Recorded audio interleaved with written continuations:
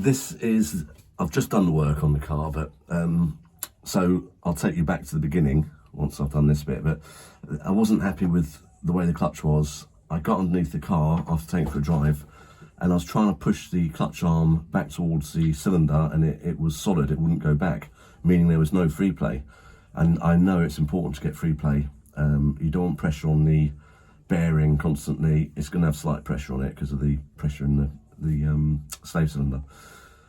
So I got into the car and I found out that the slave cylinder I used, I'd adapted and extended the shaft on it, and by doing that I welded 3 M8 nuts together and used that to put an additional bit of thread on it, about 30 mil I think it was, and that made the rod long enough. I don't like welding the rods because you put too much heat into the cylinder and the seals and all that, so I didn't want to go that way.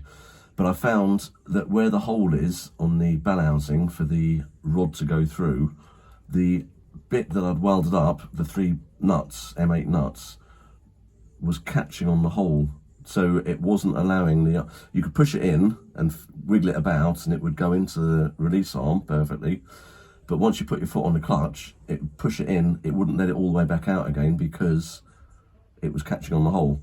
So I'll show you what I've done anyway, and I'm just about to try it now. So we'll try it before you see what's done, and hopefully it has worked. And hopefully the whole reason that I wanted to investigate was the biting point of the clutch is really high.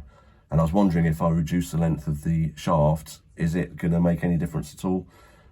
Because it always starts at the same place and it always pushes it the same distance. So I'm not expecting it to, but it'd be nice if it does. So we'll give it a go and see.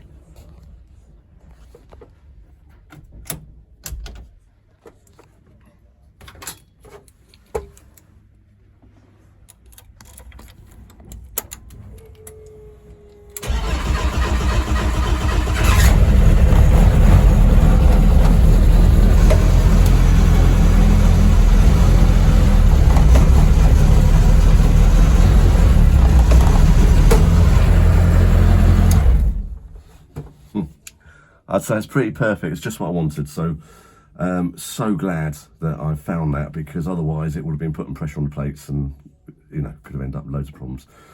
So I think what I'll do is I'm not taking it for a drive now because it's pouring with rain and it's just going to fill the garage with water when I bring it back in again.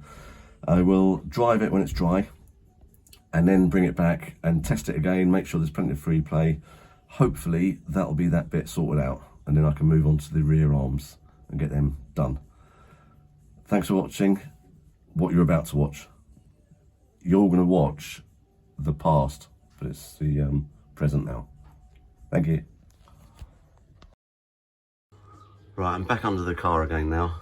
It's it was working fine, the clutch, but I thought I'd double check and push the release arm back against the slave cylinder to check that I still had a bit of play in it. I don't know if I can show you. Well, anyway, this has got about 15 mil of play in it, where the arm can go backwards and forwards. That's free play. But for some reason, when I checked it again, I couldn't push the arm back anymore. So what had happened is this extension bit I put on it to get it to work with the original slave cylinder release bearing is getting caught on the hole that the tube goes. Where is it gone? This slots through a hole in the bell housing, and because this is bulkier, it's getting caught on the way back out. So it's pushing the clutch in, but not releasing it back out again. So yeah, it wasn't that loose. I've just had to take it off because it had stud lock on it.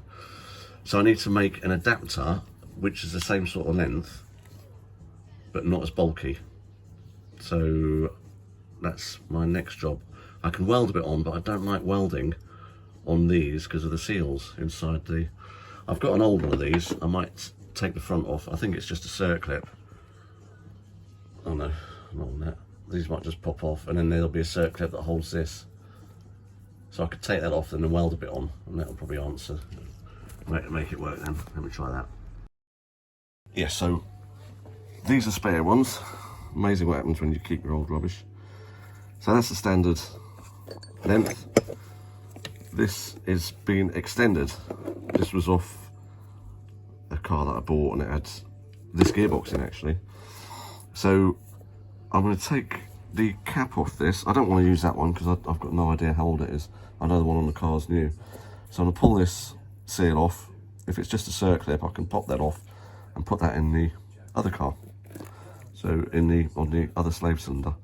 Looks like it's been welded together, and I know this has been used and works, so I'll experiment and have a look and see what happens under this dust cover there. Right, what I've done is I've streamlined that was 3 M8 bolts welded together. So I've just sort of machined them down, ground them down a bit, so they should fit through the hole, less of a problem. And I've also, because I was 10mm longer than previous with the release bearing, I've chopped 10mm off the end, which allows this to be well past the, I've got a steel plate here, which I had to use to put a BMW bell housing of an automatic BMW onto the Quaife gearbox. So with, I don't know if we'll be able to see up there, inside the gearbox, but I'll get the torch and the camera up there at the same time. You can see the hole at the top. I can see by pushing the adapter bit through the hole, that bit, that it's actually missing the bit it was catching on before. So, which is good, that's all inside the bell housing now. So this is pushing against that. The shaft is just pushing out, so there shouldn't be any side motion or force on it. I've taken quite a bit of the sides off the M6 bolts. I'll stick it in, see how it feels, and then see whether, hopefully it would have brought the biting point down a little bit, but we'll try and see. My biggest fear, which is what it might have done before, is that catching on the plates, not allowing the rod to go out enough that way, so putting pressure on the clutch plates when you're driving, because it would just wear the plates out and overheat them and cause lots of problems. So I'll stick it back together and have a look and see.